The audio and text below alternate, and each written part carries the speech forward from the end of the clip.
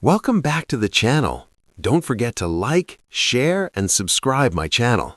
Today we explore how to combine frame mask with layer styles for unique designs. Open a new document and create frames using the frame tool for your images. Drag your photos into the frames. Photoshop automatically clips them.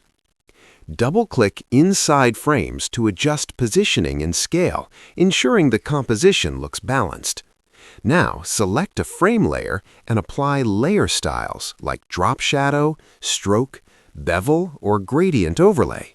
Notice how the effects stay linked to the frame and adapt if the image inside changes. You can duplicate frames and apply different styles for variety.